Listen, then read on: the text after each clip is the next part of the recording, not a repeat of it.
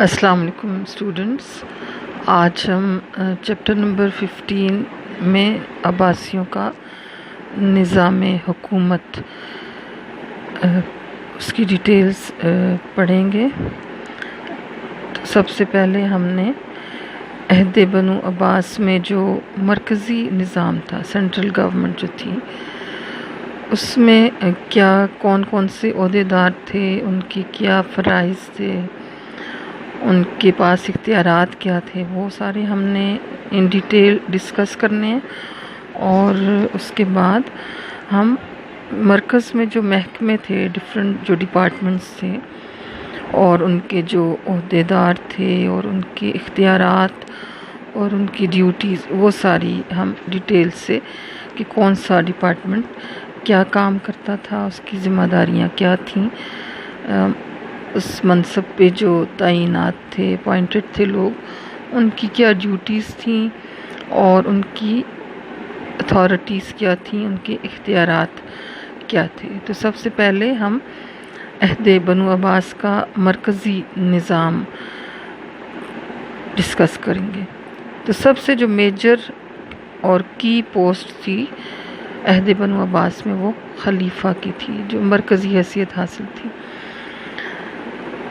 اس کی ذات تمام اختیارات کا منبع تھی اور وہ ایک مطلق العنان حکمران تھا، مینس کہ ڈکٹیٹر شپ تھی۔ اگرچہ کہ مشاورت کی جاتی تھی، لیکن حتمی جو فیصلہ ہوتا تھا یا لاسٹ جو ڈیسیجن یا جو اوپینین میٹر کرتی تھی، وہ خلیفہ کی تھی۔ تمام جو فرامین مینس کی انسٹرکشنز اور احکامات اس کے نام سے جاری ہوتے تھے اور وہ کسی کے سامنے آنسریبل نہیں تھا۔ شریعت کی پابندیوں اور حدود کے علاوہ اس کے اختیارات ان لمیٹڈ تھے، لامحدود تھے۔ تمام امور ملک کی اس کی سپرویژن میں طے پاتے تھے، لیکن نظم و نسق چلانے کے لیے مختلف مرکزی محکمے موجود تھے، جن کی ڈیٹیل ہم بعد میں ڈسکس کریں گے۔ تمام صوبائی گورنرز جو تھے، پروونشل گورنرز اور قاضی، خلیفہ کی طرف سے نامزد کیے جاتے تھے، مینس کہ ان کو نومینیٹ کیا جاتا تھا۔ دنیاوی رہنما ہونے کے ساتھ ساتھ وہ امیر المؤمنین کی حیثیت سے مسلمانوں کا مذہبی اور روحانی پیشوا اور امام بھی تھا۔ عباسیوں نے نبی کریم صلی اللہ علیہ وآلہ وسلم کے چچا حضرت عباس رضی اللہ تعالیٰ عنہ کی اولاد ہونے کے ناطے اپنے آپ خلافت کا اصلی حقدار قرار دے رکھا تھا، اس لیے خلیفہ ذل اللہ یعنی کہ خدا کا سایہ سمجھا جاتا تھا۔ اس تقدس کی بدولت خلافت کے آخری زمانہ تک دیگر مسلمان حکومتوں کے فرما روا عباسی خلفاء سے سند حکومت لینا ضروری خیال کرتے تھے۔ ابھی ہم نے بہت ساری جو انڈیپینڈنٹ اسٹیٹس تھیں، خود مختار ریاستیں، ان کو ڈیٹیل سے پڑھا تھا، تو ان کے لیے عباسی خلیفہ سے سند حکومت لینا بہت ضروری تھا۔ اس کے علاوہ شورا ایک ہوتی تھی، مجلس شورا، اور مجلس شورا اگرچہ کہ موجود تھی، اس میں شاہی خاندان کے افراد کے علاوہ وزراء، درباری اور رعایا کے مختلف طبقات کے بااثر افراد شامل تھے۔ مامون کے عہد حکومت میں یہ مجلس کافی حد تک با اختیار تھی اور اسے خلیفہ کے اعمال پر تنقید کا حق تھا، یعنی کہ خلیفہ جو مختلف آفیسرز اپوائنٹ کرتا تھا، ان پہ یہ تنقید کا حق رکھتے تھے۔ تاہم یہ حق و اختیار اسی وقت اور اسی حد تک استعمال کیا جا سکتا تھا جس حد تک خلیفہ پرمیشن دیتا تھا، اجازت دیتا تھا، الاؤ کرتا تھا۔ چونکہ عباسی اجمیوں کی اعانت سے برسر اقتدار آئے تھے، اس لیے انہوں نے اپنے طرز حکومت میں ایرانی عنصر کو پھیلنے کا کافی موقع دیا۔ عباسیوں کا دربار شان و شوکت اور سطوت و عظمت کے لحاظ سے ایرانی روایات کا اعلیٰ ترین نمونہ تھا۔ اس لحاظ سے اس کا شمار قرون وسطیٰ کے ممتاز ترین درباروں میں کیا جا سکتا ہے۔ مڈل ایجز کے جو ممتاز ترین دربار تھے، کورٹس تھے۔ دربار کا لباس سیاہ رنگ پر مشتمل تھا۔ خلیفہ سیاہ رنگ کا چوغا پہنے، سر پر سیاہ پگڑی باندھے، نبی کریم صلی اللہ علیہ وآلہ وسلم کی چادر اوڑھے، عصائے حکومت ساتھ لیے ہوئے مسند خلافت پر بیٹھتا، اور حضرت عثمان رضی اللہ تعالیٰ عنہ کا نسخہ قرآن اس کے سامنے رکھا جاتا۔ امراء اور وزراء آگے بڑھ کر اس کا ہاتھ چومتے۔ محافظ، دستہ کے امیر، دبیر اور مغنی، منجم، بھانڈ، صناع، طبیب اور دیگر اہل فن موجود رہتے۔ ظاہری شان کے لحاظ سے دربار بغداد کا جو دربار تھا، کورٹ تھا، وہ شان یکتائی کا مالک تھا۔ دیگر ممالک کے سفراء، ایمبیسیڈرز جو تھے، وہ بھی دربار کی زینت تھے۔ اس کے علاوہ ایک اور امپورٹنٹ جو منصب تھا وہ وزارت کا تھا۔ یہ منصب ایرانیوں کے نظام سے مستعار لیا گیا تھا۔ خلیفہ کے بعد وزیر کی حیثیت دوسرے درجہ پر تھی۔ سب سے پہلا وزیر ابو سلمہ خلال تھا، جو صفا کے زمانے میں منصب وزارت پر فائز کیا گیا۔ خلیفہ منصور اور ہارون الرشید نے زمانہ میں آل برام کا ہارون الرشید کا جو زمانہ تھا، اس کے زمانے میں آل برام کا اس منصب جلیلہ پر فائز کیے گئے اور انہیں بہت زیادہ عروج حاصل ہوا۔ آپ نے برامکا کے بارے میں ڈیٹیل سے پہلے پڑھا ہے۔ بنو عباس کے عہد شباب تک یہ منصب بڑے قابل اور فاضل اشخاص کے سپرد کیا جاتا رہا۔ وزراء کے اختیارات بہت وسیع تھے۔ انہیں قاضیوں کے فیصلے کے خلاف اپیل سننے کا حق تھا۔ وہ بادشاہ کے نام پر فرامین جاری کر سکتے تھے۔ دربار میں سے بادشاہ کی موجودگی میں اسے بیٹھنے کی اجازت تھی، اور جب کبھی بادشاہ مہمات ملکی پر روانہ ہوتا تو اس کی ایبسنس میں ملکی نظم و نسق چلانے کا ذمہ دار وزیر ہی ہوتا، لیکن وزیر نہ تو اپنا جانشین نامزد کر سکتا تھا اور نہ کسی شخص کو کسی عہدہ سے ہٹانے یا مقرر کرنے کا مجاز تھا۔ تاہم وزیر کا منصب اور جان خلیفہ کے رحم و کرم پر تھی۔ بہرحال اپنی اہلیت کے لحاظ سے وہ خلیفہ اور عوام و خواص کے درمیان ایک واسطہ تھا۔ خلیفہ رازی کے زمانے میں وزیر کے عہدہ کی بجائے امیر الامراء کا عہدہ قائم کیا گیا۔ عباسی نظام میں وزارت کے منصب کو بے حد امپورٹنس حاصل تھی، اور مشہور مفکر مادردینائے وزارت کو دو قسموں میں تقسیم کیا۔ پہلی وزارت تنقید، یعنی کہ جس کے اختیارات محدود تھے اور اس کا کام خلیفہ کے احکام کو نافذ کرنا تھا، اور دوسری وزارت تفویض، جس میں وزیر کو ان لمیٹڈ اختیارات تفویض کیے جاتے تھے۔ تو یہ وزارت کا ایک بہت اہم منصب جو تھا وہ مرکزی حکومت میں موجود تھا۔ ایک اور مرکز میں جو امپورٹنٹ ڈیزگنیشن تھا وہ حاجب کا تھا۔ حاجب کا عہدہ بنو امیہ کے خلیفہ عبد الملک کے عہد میں معرض وجود میں آیا۔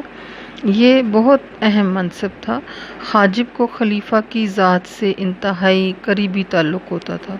اس کا کام خلیفہ کے سامنے عمال حکومت اور سفیروں کو پیش کرنا تھا۔ حاجب بالعموم خلفاء پر بہت زیادہ اثر انداز ہوتے تھے۔ وہ خلیفہ اور عوام کے درمیان رابطہ افسر کا کام دیتا تھا۔ شروع میں وزیر اور حاجب کے عہدہ پر ایک ہی شخص کو مقرر کیا جاتا تھا، لیکن بعد میں چونکہ ڈیوٹیز زیادہ ہو گئیں، ذمہ داریاں، رسپانسبلٹیز بڑھ گئیں، تو کام بڑھ جانے کی وجہ سے اسے وزارت سے علیحدہ کر کے نئی حیثیت دے دی گئی، یعنی کہ ایک الگ سے عہدہ جو تھا وہ ڈیزگنیشن کریٹ کیا گیا۔ حاجب کا عہدہ نہایت قابل اعتماد جو ٹرسٹ وردی شخص ہوتا تھا خلیفہ کا، اس کے حوالے کیا جاتا تھا۔ آخری دور میں جب خلیفہ ترکوں، آل بوے یا سلاجقہ کے ہاتھ میں کٹھ پتلی بن گیا تو برسر اقتدار گروہ حاجب کے عہدہ پر اپنے لوگ مقرر کرتے تھے جو بوقت ضرورت ایک خلیفہ کو ہٹا کر دوسرے کو مسند نشین کرنے میں مددگار ہوتے تھے۔ اس کے علاوہ مرکز میں عدلیہ کا بھی ڈپارٹمنٹ تھا۔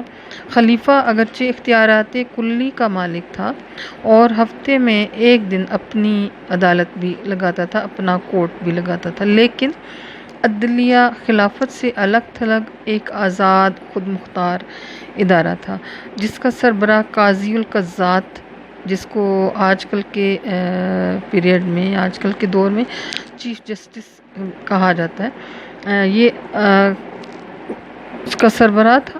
اور یہ عدالتیں اور قاضی سیاسی اثر و رسوخ سے آزاد اپنے بے لاگ فیصلوں کی وجہ سے مشہور تھی۔ بعض قاضی القضات خلیفہ کے خلاف بھی ڈسیزن کر سکتے تھے۔ صوبوں میں قاضی کے تقرر کا اختیار قاضی القضات کو حاصل تھا۔ تو یہ سارے ہمارے عہد بنو عباس میں جو مرکز میں ڈیزگنیشنز تھے، مختلف جو عہدے تھے، عہدہ دار تھے اور ان کے فرائض، وہ ہم نے ڈسکس کیے۔ ابھی ہم مرکز کے جو ڈفرینٹ ڈپارٹمنٹس تھے، محکمے حکومت کا نظام چلانے کے لیے، تو وہ ان کی ڈیٹیل ہم جاننے کی کوشش کرتے ہیں۔ دیوان الخراج کا شعبہ حضرت عمر رضی اللہ تعالیٰ عنہ کے زمانہ میں قائم کیا گیا۔ اس کی حیثیت محکمہ خزانہ کی سی تھی، جس کے ذمہ حکومت کی آمدن، انکم اور خرچ، ایکسپینڈیچر، اس کا حساب کتاب رکھنا تھا۔ محکمہ مالیات کے جو سورس آف انکم تھے، ذرائع آمدن، اس میں خراج، زکوٰۃ وغیرہ اسلامی مواصل تھے، اسلامی ٹیکسز تھے۔ اور اس کے علاوہ دوسرا اہم محکمہ دیوان الجند کا تھا۔ اس کی ابتدا بھی حضرت عمر رضی اللہ تعالیٰ عنہ کے دور میں ہوئی۔ فوج کی بھرتی اور تنخواہ کی تقسیم کا کام اس محکمہ کے سپرد تھا۔ فوجی خدمات سر انجام دینے والے خاندان اور اہل خانہ میں وظائف بھی یہی تقسیم کرتا تھا۔ دیوان الرسائل جو تھا وہ اس کی نوعیت سول سیکریٹریٹ کی سی تھی۔ اس شعبہ میں بہترین کاتب اور انشاء پرداز مقرر کیے جاتے تھے۔ خلیفہ کی طرف سے خط و کتابت کا کام اسی محکمہ کے سپرد تھا۔ خلیفہ کے سر بمہر احکامات، یعنی کہ جن کے اوپر سٹیمپ لگی ہوتی تھی خلیفہ کی، اس کا اجرا بھی یہیں سے ہوتا تھا، یہ جو دیوان الرسائل تھا۔ اس کے بعد دیوان البرید کا محکمہ، یہ محکمہ ڈاک تھا اور پوسٹل ڈپارٹمنٹ تھا۔ اس محکمہ کی ابتدا حضرت امیر معاویہ رضی اللہ تعالیٰ عنہ کی زمانہ میں ہوئی۔ ہارون الرشید کے عہد حکومت میں پہلی دفعہ اس کی ری آرگنائزیشن کی گئی، تنظیم نو ہوئی۔ اس کے سربراہ کو صاحب البرید کہتے تھے۔ ملک کا جو جاسوسی کا نظام تھا، انٹیلیجنس ڈپارٹمنٹ، وہ بھی اسی محکمہ کے سپرد تھا۔ پیغام رسانی کی ترسیل کے لیے، یعنی کہ ایک جگہ سے دوسری جگہ تک جو میسیجز کنوے کیے جاتے تھے یا کورسپونڈنس کی جاتی تھی، اس کے لیے گھوڑے، خچر اور کبوتر استعمال کیے جاتے تھے۔ ہر صوبہ کے دارالحکومت میں، کیپٹل میں، ڈاک خانہ کی شاخیں قائم تھیں، برانچز جو تھیں وہ قائم تھیں۔ اس کے علاوہ دیوان الخاتم جو ہے وہ خلیفہ کے فرامین، جو اس کی طرف سے خلیفہ کی طرف سے جو لیٹرز وغیرہ ایشو ہوتے تھے یا کورسپونڈنس کی جاتی تھی ڈفرینٹ پروونسز کے ساتھ یا کسی بھی عہدیدار کے ساتھ، اس کو اس پہ سٹیمپ لگا کے، سر بمہر کر کے صوبوں کو روانہ کرنا اس محکمے کی ذمہ تھا۔ ہارون الرشید کے زمانے میں اس محکمے کو دیوان التوقی میں جو ہے وہ مدغم کر دیا گیا تھا۔ اس میں مرج کر دیا گیا تھا۔ اس کے بعد دیوان القضاء کا محکمہ تھا، یہ محکمہ انصاف تھا۔ اس محکمہ کا سربراہ قاضی القضات کہلاتا تھا، جس کا تقرر خلیفہ خود کرتا۔ قاضی القضات بنائے عہدہ وہ منصب اپنے فرائض میں مکمل خود مختار تھا۔ صوبوں میں بھی محکمہ عدل قائم تھا، جہاں قاضی شریعت اسلامیہ کے مطابق فیصلے کرتے۔ ان قاضیوں کا تقرر قاضی القضات کی طرف سے ہوتا۔ جہاں تک فوجداری معاملات کا تعلق تھا، اس کے لیے ایک الگ مجسٹریٹ، جسے صاحب المظالم کہتے تھے، مقرر تھا۔ عدلیہ کا معیار انتہائی بلند تھا اور اس عہدہ پر اہل اور لائق اشخاص کا تقرر ہی عمل میں لایا جاتا تھا۔ امام ابو یوسف جیسے عظیم اشخاص اس منصب جلیلہ پر فائز کیے گئے۔ اس کے بعد دیوان الشرطہ کا جو محکمہ تھا، یہ پولیس ڈپارٹمنٹ اس زمانے میں سینٹر میں جو تھا، اور اس کے سب سے بڑے افسر کو صاحب الشرطہ کہتے تھے۔ یہ محکمہ ملکی امن و امان کا ذمہ دار تھا، اسے دیوان الاحداث بھی کہتے تھے۔ صاحب الشرطہ خلافت کے ابتدائی دنوں میں خلیفہ کے ذاتی محافظ دستہ کا انچارج بھی تھا، ان کے جو پرسنل باڈی گارڈز تھے اس کا یہ انچارج تھا۔ بعد میں خلیفہ کی حفاظت کی ذمہ داری حاجب کو منتقل کر دی گئی۔ خلیفہ کی ذاتی جاگیروں کی نگرانی، جو اس کی پرسنل پراپرٹی ہوتی تھی، اس کی سپرویژن کا کام بھی ایک ڈپارٹمنٹ کے پاس تھا، جس کو دیوان الضیاء کہتے تھے۔ اس کے علاوہ دیوان التوقی، دیوان الخاتم کا بھی ہم نے پڑھا تھا کہ خلیفہ کے جو آرڈرز ہوتے تھے ان کو سٹیمپ کر کے مختلف پروونسز میں ڈسپیچ کیا جاتا تھا، تو انیشیلی اس کا کوئی ریکارڈ نہیں رکھا جاتا تھا، اور بعد میں پھر ایک باقاعدہ محکمہ قائم کیا گیا دیوان التوقی کے نام سے، اور اس میں وہ تمام عرضیاں جس پہ شاہی فرمان لکھے جاتے تھے ان کو دوبارہ تحریر کر کے اس کا ایک ریکارڈ مینٹین کیا جاتا تھا۔ چونکہ اس زمانے میں کوئی فوٹو کاپینگ کا یا اسکیننگ کا کوئی کانسیپٹ نہیں تھا، کوئی فیسلٹیز اویلیبل نہیں تھیں، تو ری رائٹ ان کو کیا جاتا تھا دوبارہ سے لکھ کے اس کا ایک ریکارڈ۔ اور انیشیلی یہ ڈفرینٹ سیپریٹ ڈپارٹمنٹ سے۔ خلیفہ امین الرشید کے عہد حکومت کے بعد دیوان الخاتم کے جو فرائض تھے وہ بھی اسی محکمہ میں شامل کر دیے گئے، بجائے اس کے کہ دو الگ شعبے، ایک فرامین جاری کرے اور ایک اس کا ریکارڈ مینٹین کرے، تو ایک ہی اس کو مرج کر دیا گیا تھا۔ دیوان الانام جو ہے یہ اس محکمہ کے سپرد ذمیوں کے حقوق، یعنی کہ جو نان مسلمس تھے ان کے رائٹس کی پروٹیکشن اس کی ذمہ تھی۔ دیوان الموالی خلیفہ، امراء اور وزراء اور شاہی محلات میں کام کرنے والے جو غلام تھے ان کی دیکھ بھال اس محکمہ کے سپرد تھی، ان کی جتنی بھی نیڈز ہوتی تھی وہ یہ لک آفٹر کرتے تھے۔ دیوان العطا خلیفہ کی طرف سے دیے گئے جو عطیات اور گفٹس وغیرہ اور انعام و اکرام کا انتظام اور انصرام اس محکمہ کے ذمہ تھا۔ دیوان العاظمہ جو تھا یہ محکمہ حساب کتاب کی جانچ پڑتال کے فرائض سر انجام دیتا تھا۔ اس کے اول بار خلیفہ مہدی نے اس کو، یعنی کہ فرسٹ ٹائم جو ہے وہ خلیفہ مہدی نے قائم کیا تھا۔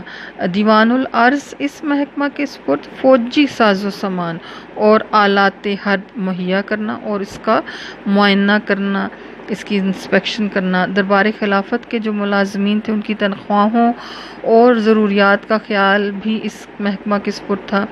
شاہی محلات کی ریپیئرنگ، مرمت اور شاہی استبل کے اخراجات کی نگرانی بھی اسی محکمہ کے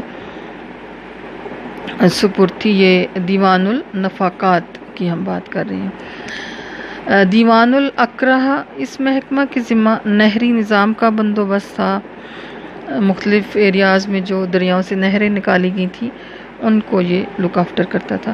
دیوان الصفافی اس محکمے کے ذمہ ان تمام سرکاری زمینوں کا انتظام تھا جو براہ راست حکومت کے سربراہ کی نگرانی میں تھیں، یعنی کہ اسٹیٹ لینڈ تھی، گورنمنٹ کی جو ذاتی زمینیں تھیں، جاگیریں۔ دیوان النظر فی المظالم فوجداری مقدمات کی اپیلیں سننے والا سب سے بڑا محکمہ تھا۔ یہ بڑا اہم محکمہ تھا اور ہارون الرشید کے زمانہ میں یہ محکمہ اس کے سپرد تھا۔ مامون الرشید کے بیٹے عباس کا مقدمہ اسی دیوان میں پیش کیا گیا تھا۔ جیل خانہ جات کا ایک ڈپارٹمنٹ تھا۔ عباسی عہد میں جیل خانے باقاعدہ موجود تھے۔ قیدیوں کی خوراک کا بندوبست اس محکمہ کے سپرد تھا۔ قاضی ابو یوسف نے کتاب الخراج میں جیل میں قید لوگوں کے ساتھ اچھے برتاؤ کی واضح ہدایات کی تھیں۔ تو یہ سارے کے سارے جو تھے وہ مرکز کے جو محکمے تھے، ڈپارٹمنٹس تھے سینٹر میں، ان کی ڈیٹیل تھی۔ نیکسٹ ہمارا جو ٹاپک ہے اس میں صوبائی نظام حکومت، وہ ہم پھر اس کی تفصیل نیکسٹ کلاس میں انشاءاللہ ڈسکس کریں گے۔